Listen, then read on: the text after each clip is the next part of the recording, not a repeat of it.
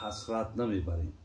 برادرای عزیز، یکی از دانشمندای خیلی که الحالا زنده هستند، بسیار داعی و بسیار واعظی مشهور در روی عالم، در کتابش میفرماید که 4 چیز بیهوده، 4 چیز بیهوده.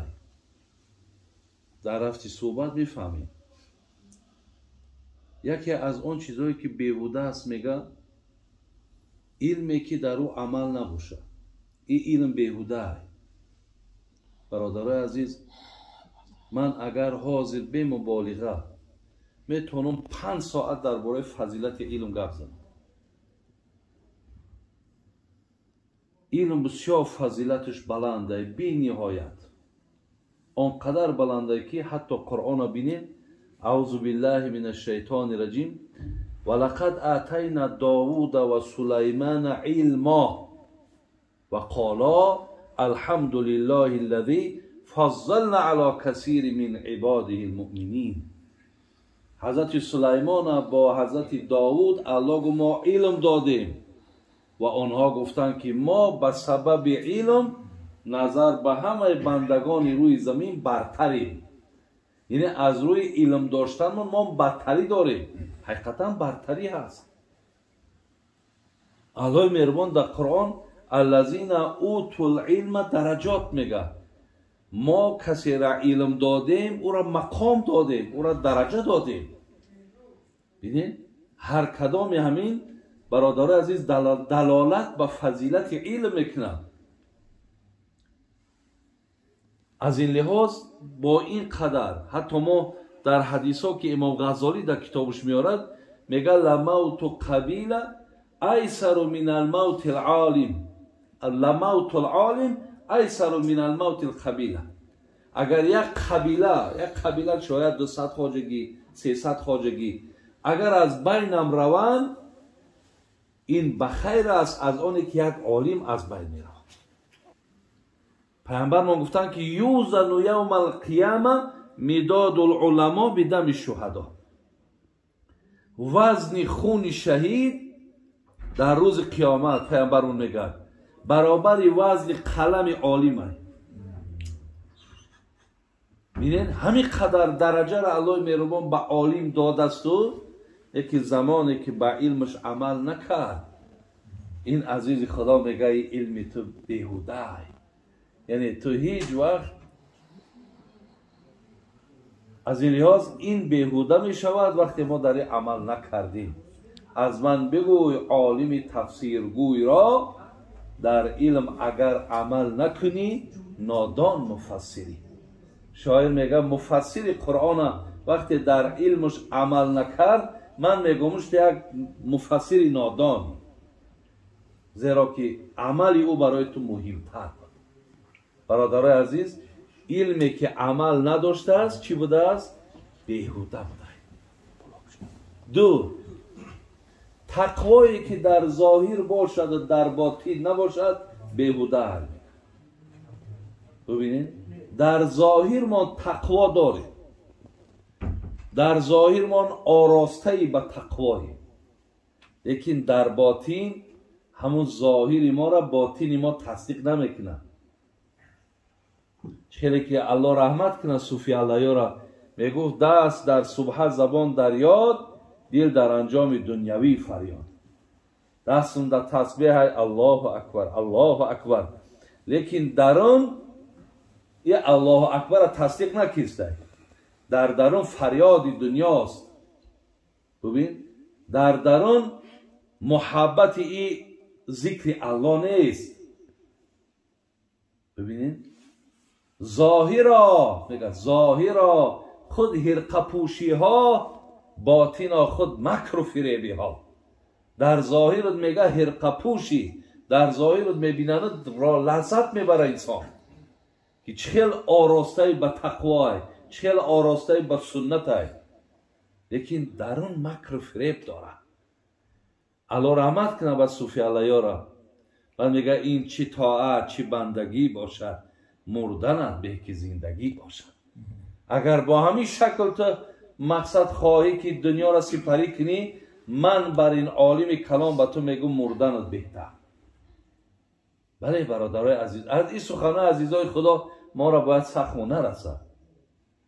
ببینید سخت نرسد. اینها ما را معالجه میکنن، اینها ما را تبابت میکنن، اینها میخواهند که ما مثال این گونه نباشیم.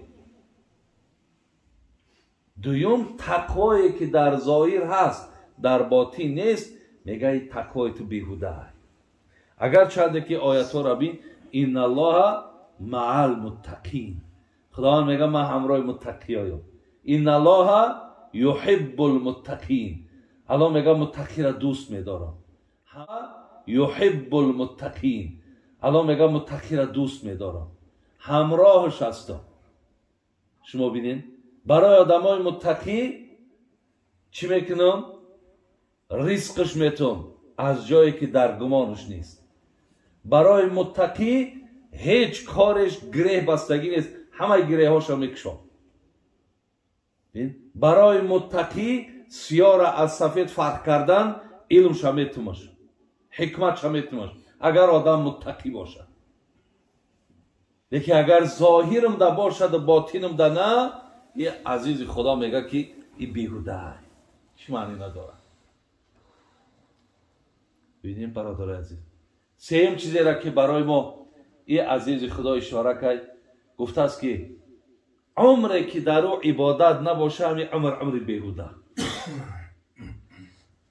60 سال حیات دیدم، 70 سال حیات دیدم، لیکن افسوس که عمر همین خیلی خوردم و خواب کردم و با همین گذشت رفت. درین این عمر برادرای عزیز نه نماز بود، نه ترس خدا بود، نه یک راه دین بود، نه نماز جماعت بود. بین یعنی بالکل از بندگی خالی بود. فقط در همین عمر از من سپری شد. میگه همین عمرم عمر بیهوده گذشت. این عمر مقصد او عمری که فیض داره، برکت داره، این عمر از او عمر نیست. الله مهربان رحمت کنه جناب محمد صاحب را کلاسیکه ویا میگه عمر آن که صرف کرده در حضور ذکر او. کدام عمر را که دیدین که با آفریدگارش رابطه داره، همو عمر بگو. عمر آن که صرف کرده در حضور ذکر او، حیف عمر در پی این نفس کافر. همین عمری که اگر حق جویی نداره با بپرساند، همه عمر تا عمر میگوی. عمر اگر نگذارد به حق جویی شرم نکرده، عمر هم گویی. عمر اگر نگذارد در رای مولا، عمر هر گاو خر از او بالا. الله رحمت شد که برادر.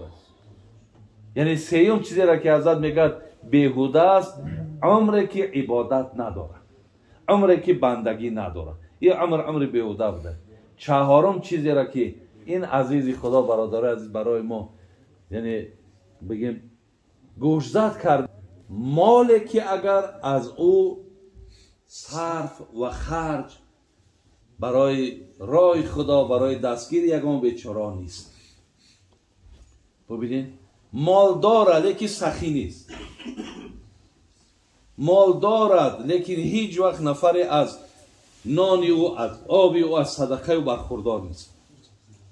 حالا که پیامبر من وقتی پرسیدن ای الاسلام خیر، حضرت بهترین عمل ها در اسلام کدام ای؟ حضرت چی گفتن؟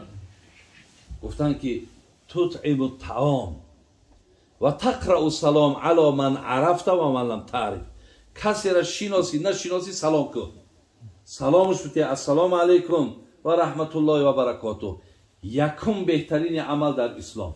دوم تطعم الطعام، بچه هم طعام بده، صدقه داشته باشی. بهترین عملی در اسلام. ندارد مالداری که اگر سخی نیست، مالداری که از او کسی مقصد برخوردار نمی شود، همین مال بیهوده است. یعنی صد افسوس که همون حدیثی که جبرائیل 3 باره که در منبر آمین گفت، بعدم پیامبر من آمین گفت، بعدم گفتنش این آمین چی معنی داشت، برای چی آمین گفتی؟ گفت کسی که پدر و مادر بیا و داخل جنت نشوه. جبرائیل گفت که خداوند او را رحمتش دور کنه. بگو آمین. من گفتم آمین. یعنی کسی مال داره و با همین مالش با جنت نمیروه. برادر عزیزی بی نهایت خطای کلام کرد. امکان داشت که آدم مالدار با مالش جنت بروه. داشت، همین امکان بود که با مالش خیلی که همین جهاز من از همین جهاز دوبای رکی باشم، هفته آینده در پیشترین میمانخانه‌اش در کورشم یک مثال خانه‌اش بران میکنم، میگم همین من میام چیسله یکم ینور در اینجا من خواب میکنم. یعنی من پیشکی هر جای خواهم بران میکنم. همین بران کردنم مثل که از همین جا ایستاده آدم جنت هم با مال و با خیر و با احسانش بران کردن میتونه. برادر عزیز، برای همین خوش به حال کسایی که به مالهاشون خدمت میکنن.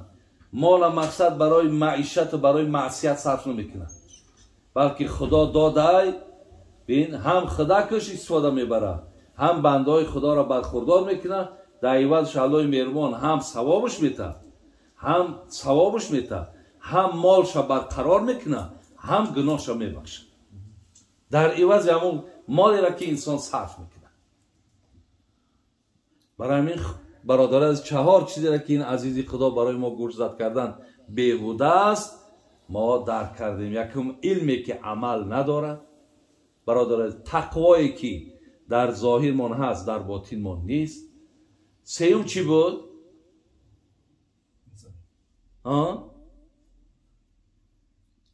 سیوم عمر برادر عزیز، عمری که در او عبادت نیست. 4 مالی که از او هم خیر و احسان نداره. اینها گفتم بیهوده. الله مهربان دعا کنیم که خداوند توفیق عمل کردن بر آن چیز شنیدیم ما و شما را نصیب کنه. ربنا فاغفر لنا ذنوبنا و کفر عنا سیئاتنا و توفنا مع الابرار. آمین.